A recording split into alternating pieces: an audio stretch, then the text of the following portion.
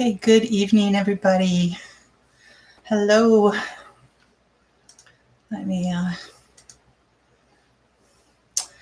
it's just so weird. I have to do a pop-out chat on here. I don't know why it's just not showing up, but I'm not restarting it tonight, so that's a bonus. Oh, Dave, good evening. Dawn, hello. Hi, Alicia. Grammy Karen. Hey. I can see you. I had to, it wasn't in the regular chat on the side, so I had to, where the three little dots are on the live thing, I had to go to a pop-out chat so that I can see you. And I don't know why it's giving me difficulty lately, but at least I can see you. I can see clearly now. If you're not singing too much of that, I'll get in trouble. Oh, how is everybody tonight? Whew. We have a few very hot days. I mean, we've had hot days all summer. Goodness. Yeah, started like in the middle of May this year in the hundreds. This week we are under very much a heat advisory through Wednesday, or heat and above. So yeah, too hot. But then it seems like it's going to break. It's like a few days after that, then it's like 80s, and then I'm actually seeing upper 70s for highs in the forecast. I hope that it holds true. Hope it holds true. It could be just, sometimes I wonder if they put things out there like that to settle us down, to try to make us feel better, about like, okay, there is going to be an end in sight, and then it doesn't really happen. They do that in the winter too, when it's like 20 below. It's like, oh, in 9 days, it's going to get up above zero, and then it doesn't, and then it keeps going. Same thing with the rain, all that kind of thing.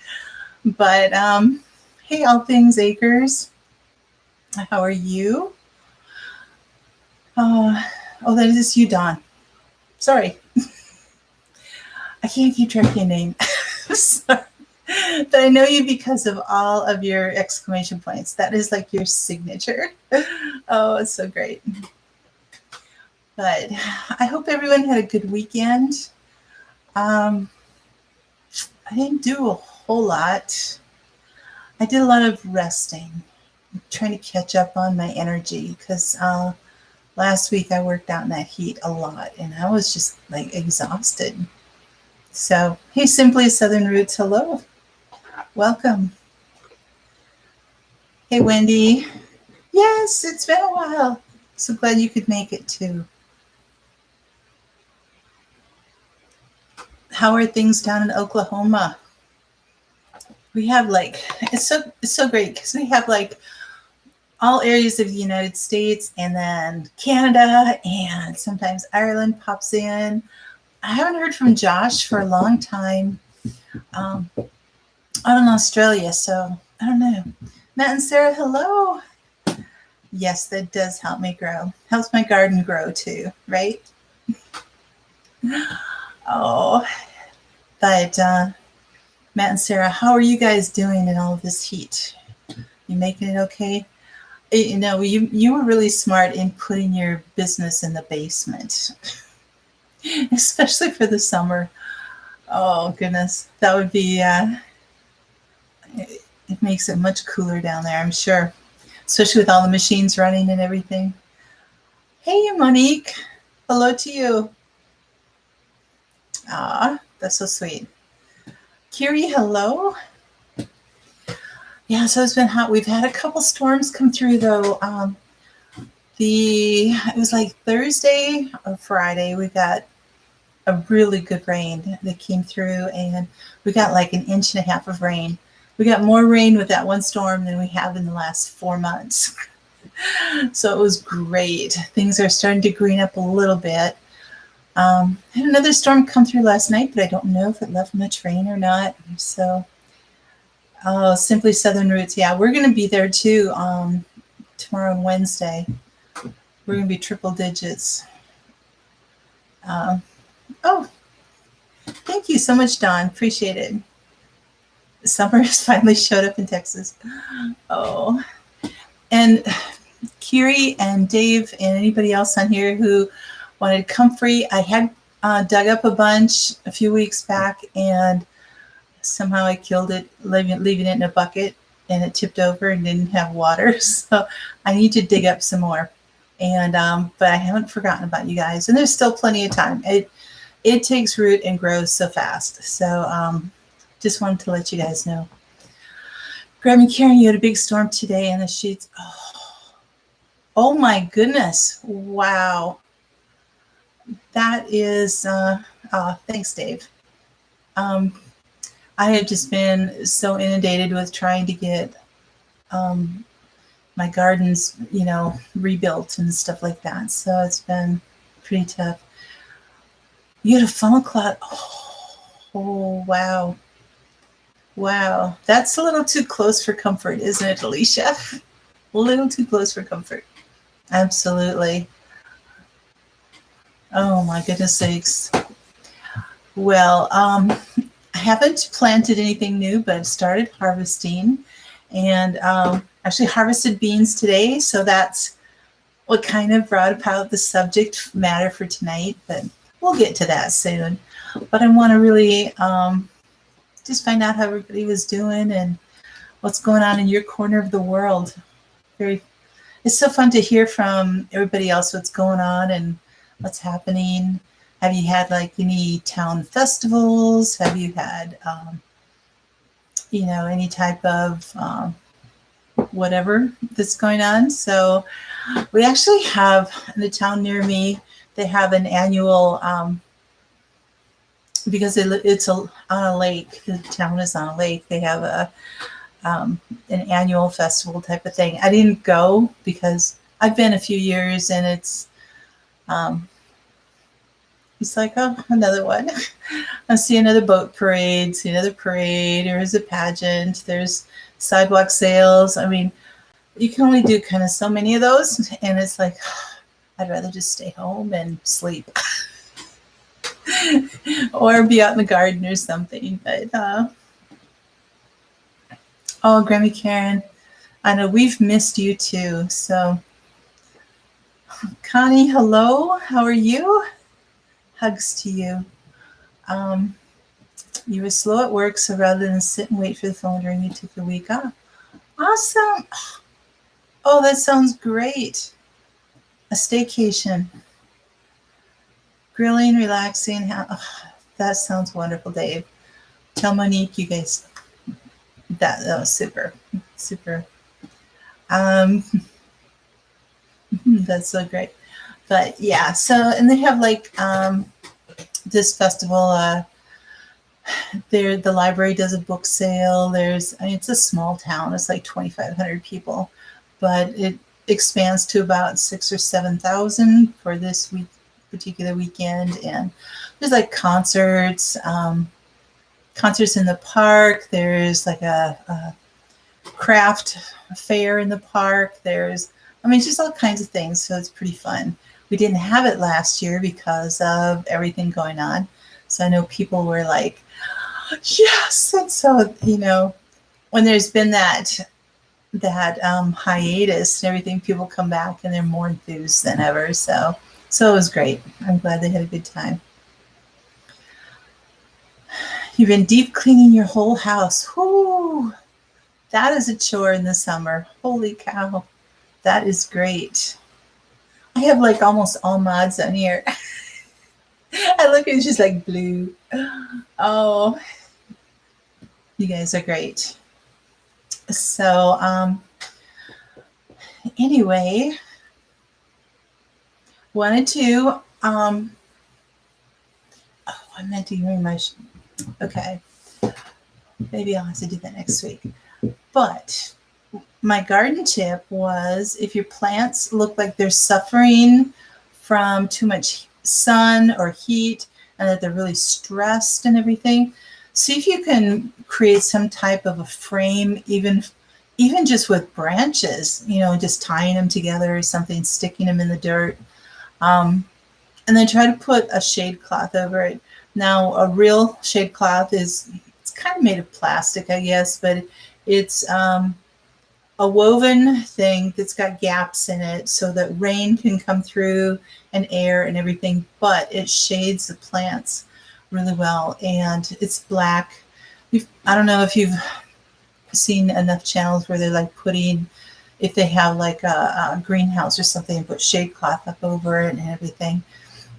So it really helps to cool down the area for the plants. So really right now I put it over the peppers because they have been stressing. I've lost a lot of like little itty bitty baby peppers. They're just starting out with the stems, and with this heat, they're just falling off. And I do have peppers that are forming, and especially my lunchbox and my King of the North peppers that I got from Matt and Sarah. So they are doing well. And thank you guys so much for those. Appreciate it. Welcome to Smurfville. Yes. Yep, Dave, it's more robust. Yes, it's very strong. It made it through the last few storms, and so putting it up for the shade, it's also going to protect it from hail. It'll still allow some hail through, but it'll slow it down so it won't like rip up my plants and bruise the fruit and stuff like that. So anyway, I just have it over the peppers right now because they're the ones that they get, by the afternoon, they're just like drooping, and like I said, all the little things are falling off of them, and I'm like, oh, this heat is just too much for them. So yeah, so they seem to really like it. They're kind of under there. It's like when you were a kid, you're outside, you're making these forts out of sheets and blankets and stuff like that, and then you hide in there, and I feel like the peppers are kind of like under this little fort, and they're having fun. Oh, hey, Grandpa's Urban Homestead. Parker, how are you?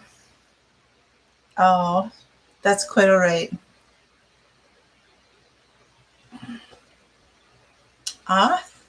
Thanks, Matt. I appreciate it. Appreciate it so much. So anyway, yeah, try to kind of keep track of them, see how they're doing, and but my melons, I have two different kinds of watermelon and one cantaloupe. So the sugar baby watermelon, I've got 4 or 5 little melons that are probably, I don't know, 3 to 4 inches in diameter right now. So they're starting to grow. I'm growing watermelon. And I've got several cantaloupe they're growing. The other watermelon, I don't know if they take a little bit longer. It's the Leelanau, something like that. It almost sounds Hawaiian. So I don't know how they're going to grow in Minnesota, but they said that it was a shorter maturity on that. So hopefully I'll get something, but I see a bunch out there already, and there's a ton more blossoms. So I'm going to actually get some melons this year, which will be really fun. Hey, Miss T, are we all cooked yet? Oh, I know. We're supposed to be 105 between 105 and 110 heat index on Wednesday. So, oh yeah, Alicia, I definitely will. And I have another garden tour filmed. I just have to edit and get it up. So hopefully I'll get that up this week, and you can see how things changed within about 3 weeks or so. And this stuff is growing fast. It's really growing fast. So, oh, Parker, yeah, I hear you. Oh, that's nice, Caitlin. Awesome. Oh no, Dave. Don't you have a fence up around, or are the high fences just for your cattle panels, just for the trellising? I thought maybe you had a fence around things, but I imagine that's probably on your to-do list at some point. But I know it's hard to kind of conceive of that, because sometimes you're like, well, I might want to grow, I might want to expand. So if I'm putting up a fence, that means I'm limited to that and everything else. But you can always add on. You can always, oh, they're outside the fence this year. Okay. So you do have a fence. Here, you plant a squash seed, you save but never label. Ooh, butternut squash. One of my favorite squashes. It's very good. Hey, Glenn, how are you? Coming from sunny Florida. So you guys, it's so good to see all of you. I really, really thank you for being here and everything. So today I was going to talk a little bit more about beans, because I got my first harvest for the year. And this year I only planted about, the pack had 25 seeds in it from M.I. Gardner, and they were Royal Burgundy. I don't have the packet anymore, I don't think. So no, they were Royal Burgundies. So I wanted to grow some purple beans. So here they are, my purple beans. So that's my first harvest. Yes, there are a couple green ones in here because I got one plant that was producing green beans. There was one seed in there, apparently in the packet, that was green. And there were probably maybe 3 or 4 plants that didn't germinate. So I'm going out on a limb saying I have about 20 plants. And so you have a 32 fence. Oh, nice. Very, very good. You finished your book. You're finally getting... That's so great, Parker. Oh, no. Self-publishing is not easy. Yeah, Milkweed, you're going to be getting butterflies, aren't you, soon? Because I think soon is when they start migrating, right? The monarchs. That's so cool. Yeah, Luke does a really good job on his seeds, and I can totally understand how sometimes things can get, one seed can cross in there or something, especially if they look the same. They're doing thousands or millions of seeds at a time. But anyway, for first picking, this is pretty good. Just from 20 plants as a first picking. Second picking is usually the largest, and then third picking. So those will be the second picking with these temps will probably be ready in 2 or 3 days. So I could probably pick them either Wednesday or Thursday, and then I'll be able to have enough to can. Probably hear the train. I'll have enough to can, and because I don't like just doing 2 or 3 jars. If I can just keep these in the fridge and then put another picking with them and do a lot more. Now these, what I can do for picking, these are my bush beans. Hey Deb, how are you? Yes, are they fun?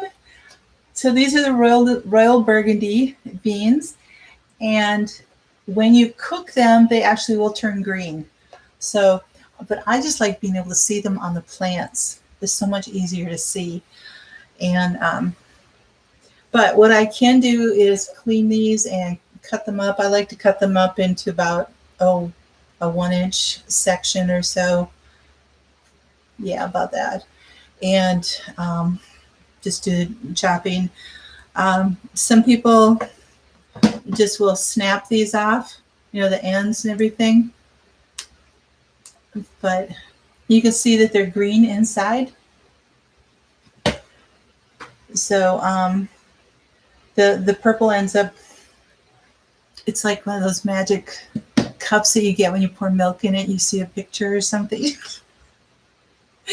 So you cook these and heat them up. The purple just turns to green. But some people will just snap these. I like to cut them. I'm just kind of more of a perfectionist in that way. But when you can them, the one thing you definitely want to make sure you do, thanks, Glenn. Is that Patty or Mac? Hello. Hi, Deb. The one thing you want to make sure you do is, now this is the blossom end, because that's what came on the plant and the blossom started there, and then the bean grew out from there. That you have to remove if you're canning, and make sure you wash everything really, really well. Get off any dirt or fuzz or anything like that. And because if you have anything in there, blossom stuff or anything else in there, it can make your jar go bad, and then you have to throw it out. So you want to make sure that you've got that done. Anyway, these are purple beans. They're bush beans, and bush beans grow about a foot in diameter, and they can grow up to like 2 feet high, something like that. So you want to give them a little bit of space in the garden. I generally will grow maybe 75 plants a year when I'm doing that. Last year, half of mine got blight, so I only got half those. Luckily, I still had beans, canned beans left from the year before, but I still got, 30 jars or so from that. And so now I just have maybe half a bed, or like 20 plants, so a third of a bed, and space them out a little bit more because I have a little more room. And so it'll give me a few. I could just cook them up, eat some fresh, which I might do for a couple meals, but that's a whole lot more beans than what I can eat for a few meals. So I want to make sure I get those canned and taken care of. So what are you guys talking about here? So you just chatting back and forth. Oh, that's good. That is wonderful. So there are essentially two different groups of green beans. You have your bush beans, like I was describing, that they will just grow into a little bush, and the beans all grown them, and they are determinate beans, which means that they will grow up, flower, fruit out, and then end within like 2 to 3 weeks or something, and then they're done. So they have a determined production time, a determined harvest, and of things like that. So the pole beans are the other ones and those are what we call, those are indeterminate generally. And so a pole bean takes a little bit longer to grow, but you need to grow them, again, seed in the ground, or you could do it like in a pot or something too, but it's better just to have the sturdiness of the ground. And then you want to have them go up a pole or a fence or something. And depending on the variety, they can end up getting up to 10 feet tall. So if you have the space, if you have the ability for them to grow like over a cattle panel or along even a fence, if you want to train them that way or something, that works great. But then they will continue, as long as you keep harvesting them, they will continue producing until frost. So they take a little bit longer to actually start producing. I like the bush beans because they're basically the first thing that will come out of the garden for me, and I can get them done, taken care of, and those are finished before the other things start coming, like the tomatoes and different things like that. So Miss T, I hear you trying to get a whole lot of projects done. Absolutely. Yes, Dave, beans are a great starter plant. So anybody who has not grown a garden or is afraid to grow anything or is not certain about growing, like, you think like, I'm going to kill everything or something. It's like, just start with beans. A lot of elementary school classes will do science projects in growing beans. They'll have a little, plastic cup with some dirt in it and put a bean in there and then watch it grow, or they might put put a seed with a wet paper towel in a baggie, and then they can see through it to watch how it opens up, starts to sprout and germinate and everything. So beans are, yes, Dave, they're very forgiving. Absolutely.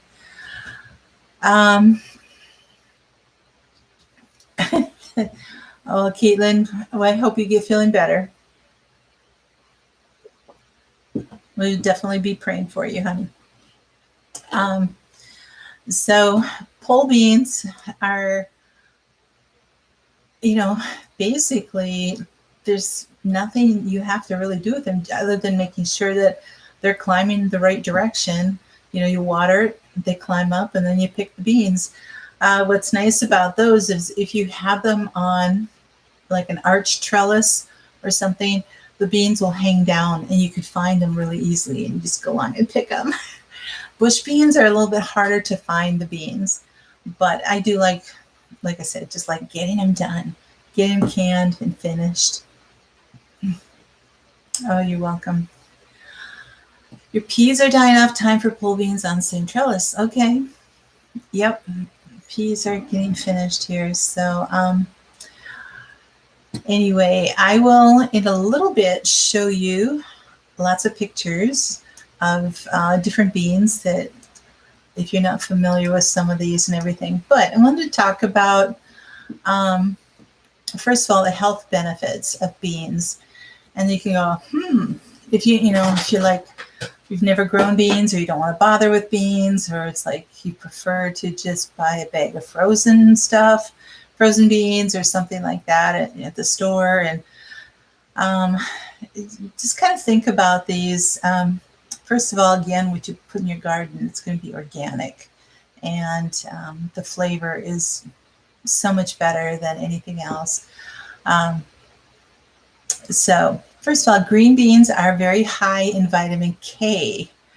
Vitamin K is really essential in helping your blood to clot properly too. They also contain a decent amount of calcium, which will help with your strong, healthy bones and everything else. So it has a vitamin B in there too, which is helpful in reducing depression. It's high in folate, which is probably the K. A lot of people call them by different names. The most prolific bean you've ever grown is a rattlesnake. Yep. I'm going to show pictures of one of those too. So most prolific. Interesting. Yeah, I don't know if I'm going to try some year. I mean, right now on my arbor going up the sides, I have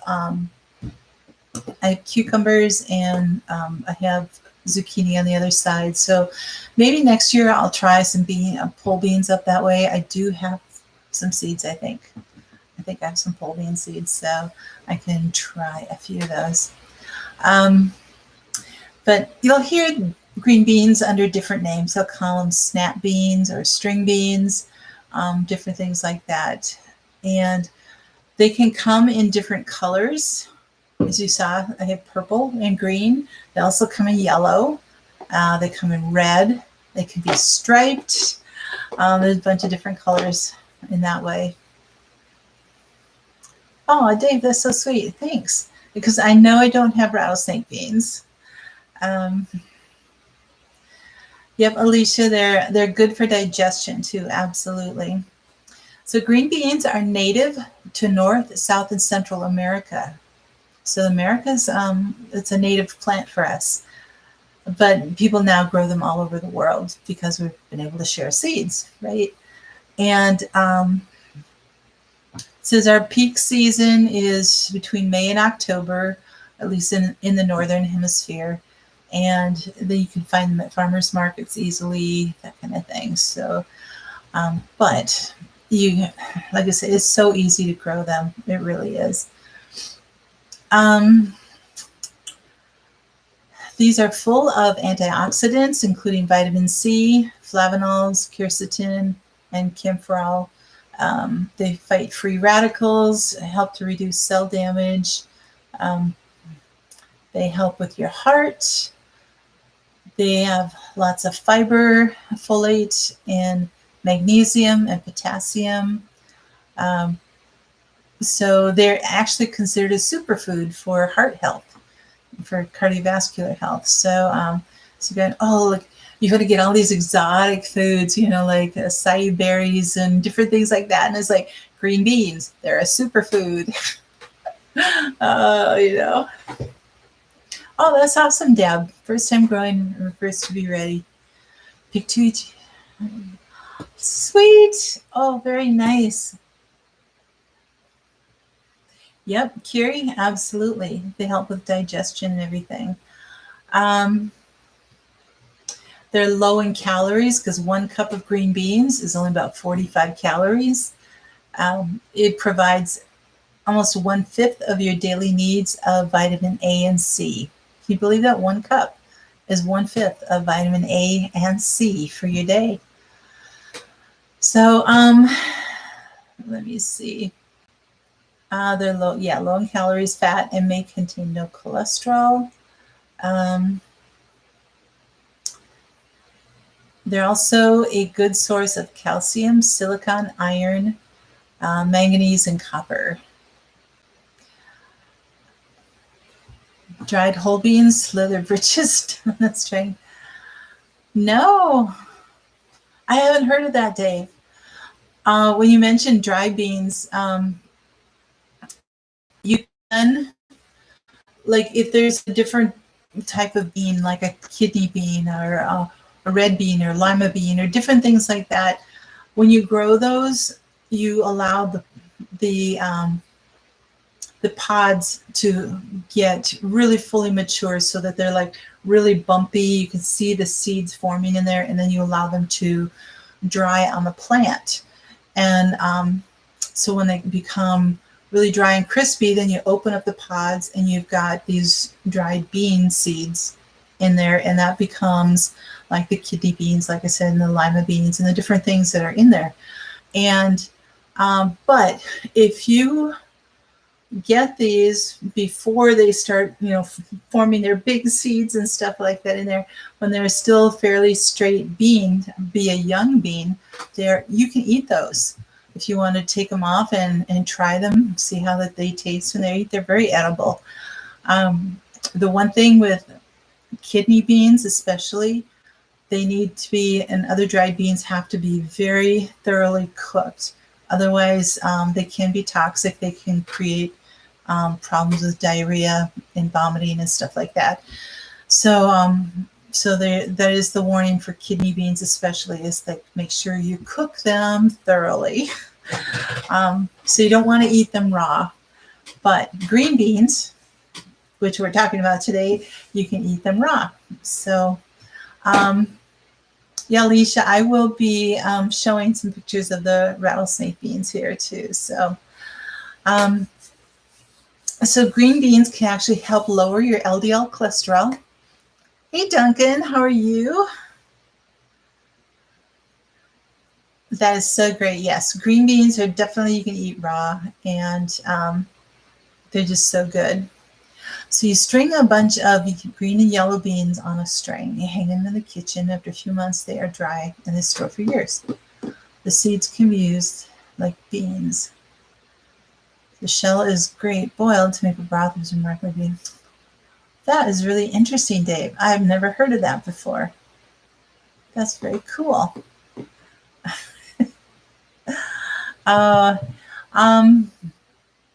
Yes, they green beans can protect your gut health. So they, like IBS and everything, it can help to reduce the symptoms of that. There are other foods that are high in fiber. This one's high in fiber, but some others can actually give you more problems with that, but this one doesn't. Green beans can help with pregnancy. It helps to reduce the risk of birth defects. It because of the vitamin B and the folate and everything else in there. So You're pregnant, eat lots of green beans. It can help manage your diabetes. So it has a hypoglycemic influence on patients with diabetes. So that's kind of cool. It helps to reduce the blood sugar levels. Can help I can't talk tonight. Need a drink.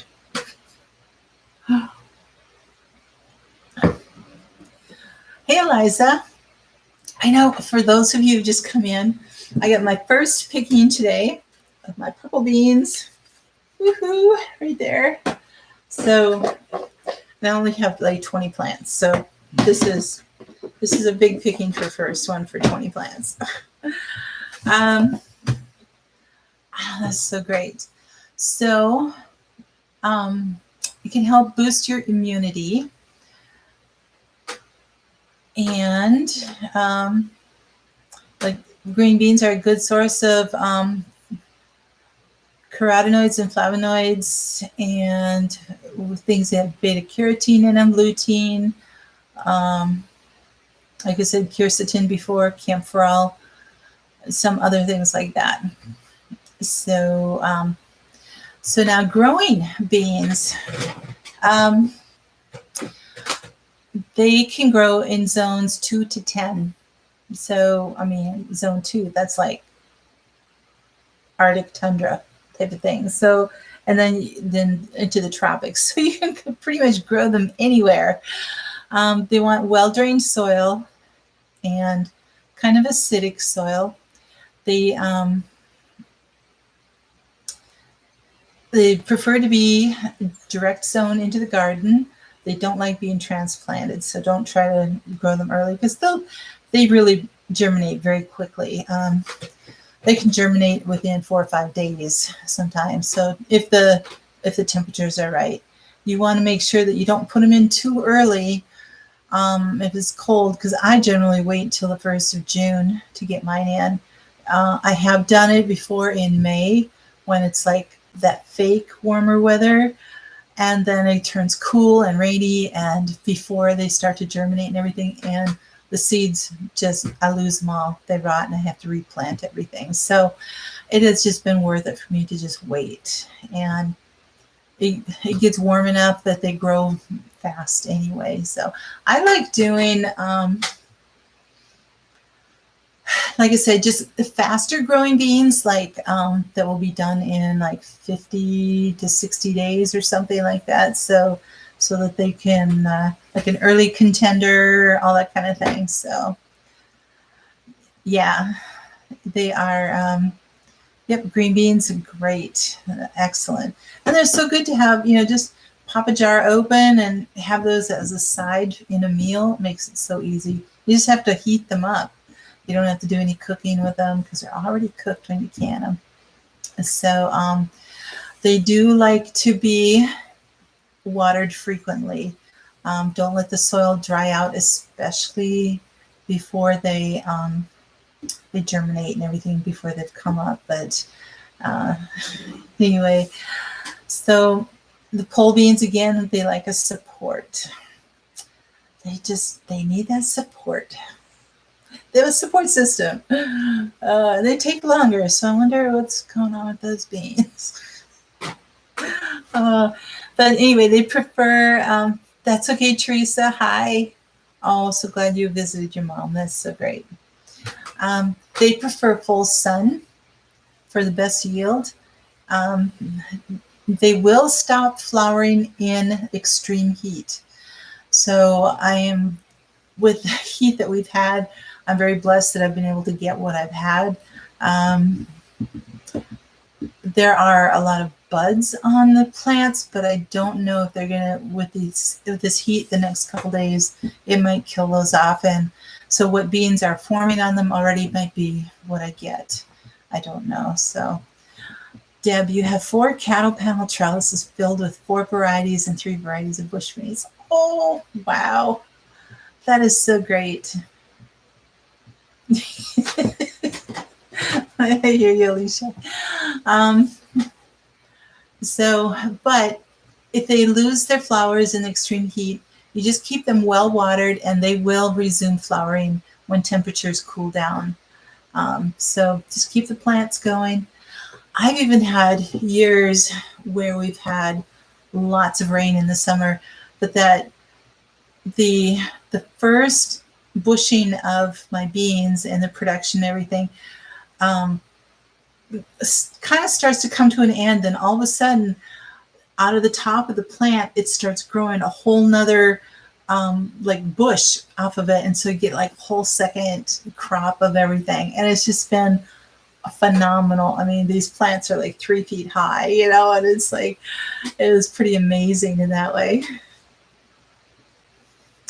Oh, thanks, Parker. I'm sure I'll get it. So, oh, Deb, yep. Oh, good, good. Yeah, because you're like, what's happening to my beans? What's going on here? Oh, no.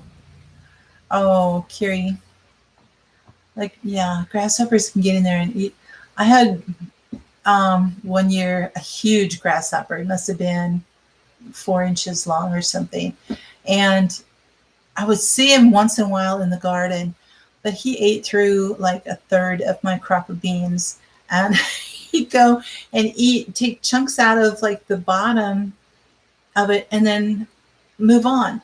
I mean, so it's like out of, you know, a 7-inch bean, there was 1 inch that was bad, but it kind of ruined the rest of the bean. And I'm like, or he'd chomp out of the middle or something. But yeah, he wiped through like a third of my crop of beans. And I was like, I don't remember. I think I finally got him, but it's like, those things are terrible. Oh, so yeah, try to be careful with them. If you can, try to put some row cover over it or something like that. To keep them out. So again, they like moderately rich soil, a lot of organic matter. You can do that. It says remove the weeds prior to planting to prevent competition for water and nutrients. Yep. So green beans, as they grow, they've got little nodules on the roots and everything, and those are little nitrogen pods. And so green beans will actually put nitrogen back into the soil. So if you have a soil that's been, you know, if you've had corn or tomatoes or something in it previously where it's taken a lot of nutrients out of the soil, put in green beans and it'll help put some stuff in there. So, so anyway, they germinate best when the soil temperature is between 70 and 80 degrees. And the air temperature is between 65 and 85. So anyway, harvest them. Like I said, these are, it depends on the variety of beans too. But these, you want them to be kind of, let me see here. You want them to be about the width of a pencil or so. Kind of like that. That was the one that I cut out. So that one's green inside. But, and before they start getting like really, really lumpy on the side, I don't know if I have one that's, like this one's almost, I mean, it'll still be fine cooked up, but you can see that it's starting to show the bean seeds inside. And so the longer you keep it on there, the more pronounced that's going to be. And then they're really kind of tough to be able to eat and stuff. So you don't really want to do that. Hey, Heirloom Permaculture. John, how are you doing? Thanks for coming. You get a praying mantis? Oh, that's awesome. This is a Royal Burgundy bean by M.I. Gardner. So those are the ones I got here.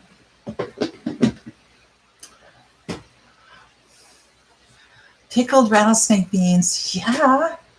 Okay. Some of the common pests and diseases for your beans can be Mexican bean beetles. They will eat the flowers, the beans, and the leaves. So just kind of like munch it all down. Spider mites will pierce the leaf surface and suck the sap out, causing the leaves to die. Japanese beetles and aphids can attack them. Bean leaf beetles. So they girdle the stems near the soil line and chew holes in the plant's leaves.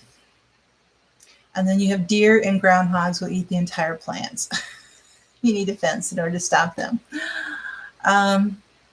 There are other fungal diseases, blight, white mold, bean rust, mosaic virus, fungal diseases in damp conditions, different things like that. So it's really good to mulch your soil under your beans to help keep from, when you're watering or it rains or something, to keep from having that dirt splashing up on the leaves. And because that can, just like with tomatoes, it can end up adding bacteria and different things to the leaves of your beans.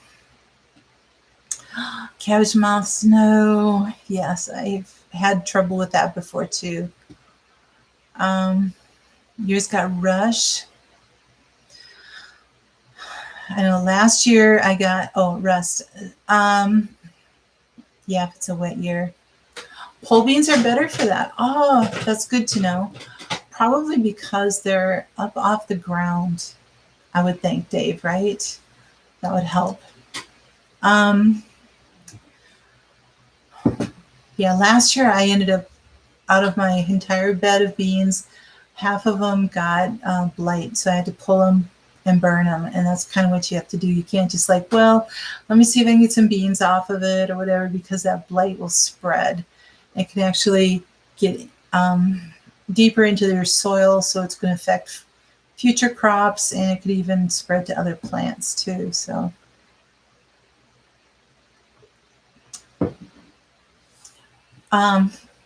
What I typically do is, to prevent that splash on my bush beans, is I'll put a nice thick layer of shredded paper in there, and that's my mulch for the beans. And so, first of all, yeah, it keeps the disease, the splash from coming up there, but it keeps my beans cleaner. They're not sitting there in the dirt and everything and being covered with all that stuff. And I can see everything a lot easier with that white layer of paper mulch on there.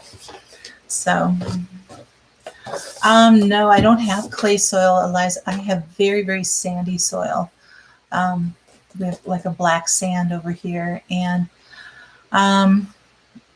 so I do raised beds just because it's easier to work with. As I get older, and it helps me keep all the whole weed population down a lot more easily too. So that's why I've gone to raised beds. Your spicy dill mix. Oh, cool. Yeah. So some of the things you can do with the beans are, like dilly beans, pickled beans. Then, you can just can them straight with a little salt in there. You can freeze them. You can dehydrate them. There's a lot of different things. Some recipes, of course, people will do sauteed green beans or green bean casserole, different things like that. So you're doing pole beans, yeah. So every year there's really something different that you can end up doing with them. Now there are some, you'll hear the term string beans when people say, "Oh, you want string beans?" It's like, well, they're green bush beans. There are some beans that have a string on them, and oops, let me show you where that would be on the bean itself. So you can see how it's like curved this way. You've got an outer thing and an inner. Generally, there's a seam that goes along this inner portion. And a lot of times they'll have like an actual string on that you will notice, like when you're cutting it up, there'll be this frayed type of thing that comes off of there. When you're eating them, you get these pieces of strings in your teeth and everything. I prefer stringless beans myself because I don't have to deal with that then. So you get bush snap beans. Okay.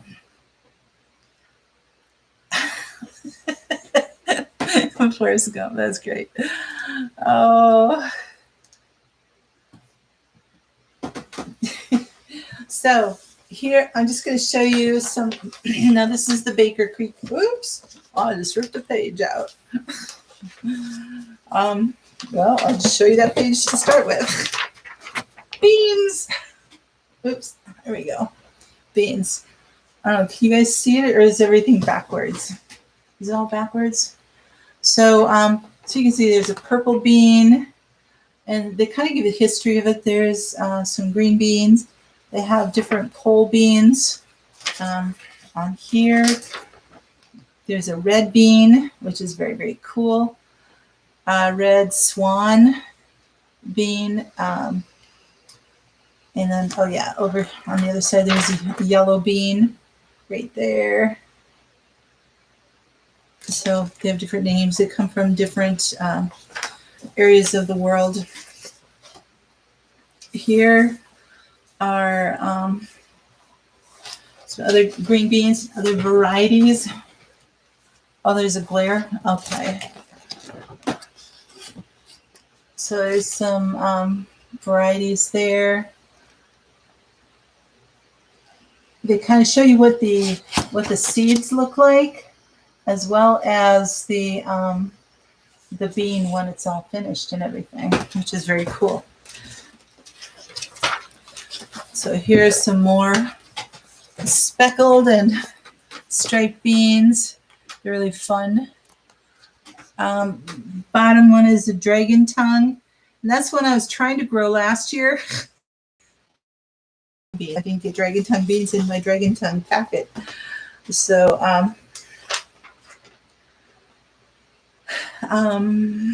contender more purple and green.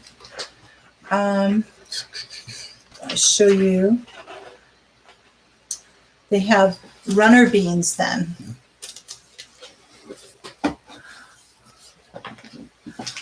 Oh, Dave, you're just talking about Scarlet and Sunset Runners. Okay, they don't have strings. That's great to know.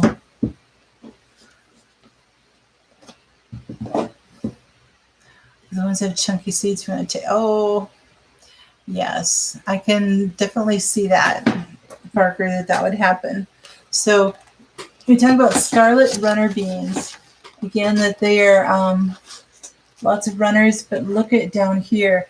Those are the blossoms that they have. The red ones right here. Sorry. Oh, that's a golden sunshine. And here's the scarlet runner beans here. So they have, you've got your green vines, and then you've got these gorgeous red blossoms, and then some pink blossoms, and they're just beautiful. So then you have long beans, long beans. So you've got Chinese red noodle bean. So I can't see if I'm showing you right or not, but look at how long those beans are. Look at that little girl holding those beans. That's just amazing. And if you've seen some of, I know Jess at Roots and Refuge has grown those before too, and some others have. And those are, I mean, extremely long beans. You could take one bean and feed your family for a meal. And there we go. Look at that. I think that's called a snake bean. It just winds around everything. I would be worried that especially like the snake beans, they would be tough after a while, but maybe not. So, anywho, did I lose my thing here? Okay. So these are the seeds. You love the Asian purple yard long beans. Hey, Patty, how are you? So, I do have a packet of McCaslin pole beans here from Baker Creek. These are the ones I tried to grow last year, but they were just green. They weren't, they didn't come out as dragon tongues. I do have a packet of mixed, oops, mixed beans in my gardener, so I can have a variety of yellow, green, and purple. But again, when you cook the purple ones, they turn green. And then I have a full packet of early bush beans. So these are all the beans I have left. So yeah, Dave, if you want to send me a few of those beans, I'd be more than happy to take them off your hands. No, that'd be great. I didn't need to buy a lot of beans this year because I have so much. But anyway, there is my little show and tell there for tonight. I have put in the description below the websites for like all the benefits of the beans, how to grow them, the different things like that. So you can read up on it more if you want to.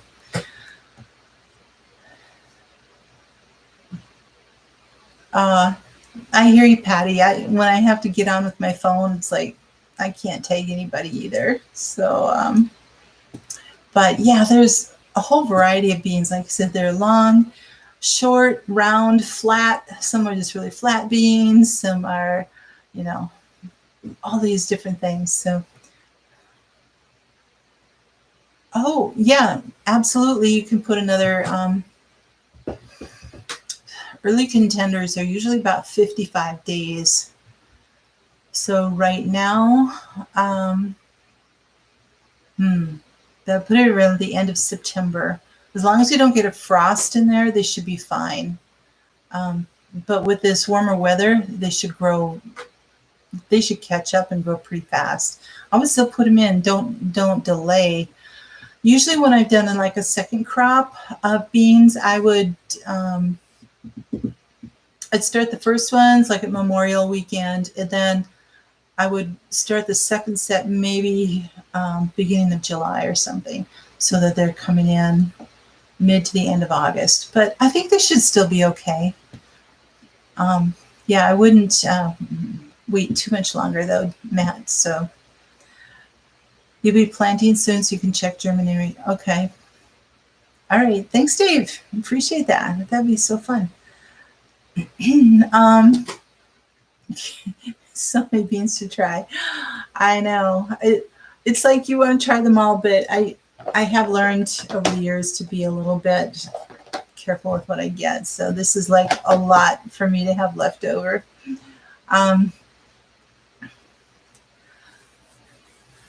Oh yeah, absolutely. Do it there. Absolutely. And water them well with this heat. Make sure that they're really, what you could even do is soak them. Is this Matt or Sarah? I would soak them for like a half hour first.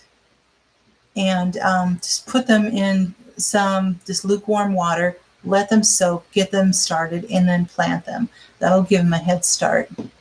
So I would definitely do that. So anyway, my prep tip for tonight is before your harvest starts really coming in, which might be a little late at this point in time, you might be already harvesting all kinds of things, but before it comes in really hot and heavy, like let's say all your tomatoes or different things, go through your canning books, write down the recipes that you want to make. And then look at, hi Sarah, make sure that, you've got your list of your recipes, the things that you want to put up on your shelf. And then also go through those, make a list of all the extra ingredients of things that you don't have on hand.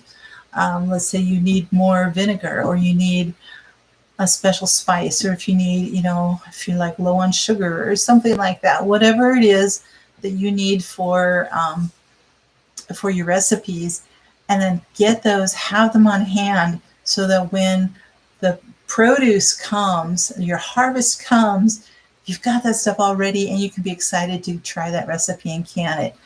I can't tell you how many times it's like, oh, I want to make this kind of thing this year, and I want to have, I want to make sure I can put that up. But then once everything comes in, it's like, it's daunting. It's like, okay, I'll just do stewed tomatoes and just put it up, and or just tomato sauce, and that'll be it.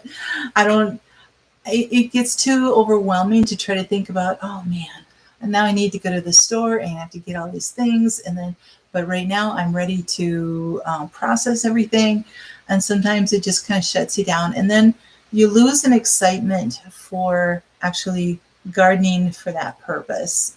I mean, some people are very excited to garden just for the sake of gardening, which is great. But for those of us who are also gardening to put up our food and want to have a variety of things on your shelf, if you don't have those things there and you're not prepared and have those things available, then it gets a little discouraging. And so, yeah, you want to do that. So, yep, count your jars and your lids, absolutely. One-piece canning lids from Amish. Oh, I'm not familiar with those, Duncan. That is awesome. If you have a link for that, I would really appreciate if you put that up. That'd be so great. Pickled squash from Pigeon Forge. Oh, that's so cool. Julie at Heaven's Essentials did pineapple squash or something like that last year, and you use like zucchini with that, but you use pineapple juice. It takes a lot of pineapple juice and some other seasonings in there, and it comes out tasting just like a jar of pineapple, but it's a vegetable. And she said it was so amazing, and she's going to be like making that every year. But there again, it's like if you want to have that, and all of a sudden the zucchini's coming like crazy and needs to be processed. Cans of pineapple juice, and you're like, I don't have any pineapple juice, and it's like running to the store. So those are the kind of things that you want to kind of have those on hand. I know, Parker, right? Oh, the coffee crop in Brazil is ruined and could take up to 3 years to recover. Oh my goodness. Wow. Yep. That is true, Dave. I love pineapple, so it's great. But yes, make a list and have that ready to go. And that's what it's called. Thanks, Sarah. Mock pineapple. And I was thinking fake pineapple, but it's not fake pineapple, but mock pineapple. Yes. So, guys, thank you to all my moderators, my Smurfettes and Smurfs, and everybody else who's come on here. But you guys check out the moderators if you haven't already, and I appreciate all of them so much for being here and giving me the support that you do, and I appreciate it so much. Get them at the Amish store. You have a short video opening jars, carrots, candies, one-piece lids. Okay. I would be Mama Smurf. Yeah, I don't know where Papa Smurf is. Anyway, you guys, thank you again. And I'm hoping that the weather will cooperate sometime this summer, that I can do a live from the garden, but I don't know if that's going to happen. I'm not going to sit out there when it's 95 degrees. Sorry. As much as it would be nice to be with you guys out there, it's like, no. So you guys take care. Have a great week coming up. Yeah, you guys take care. God bless, and always have hope. I love having you here. Thanks so much, guys. Good night.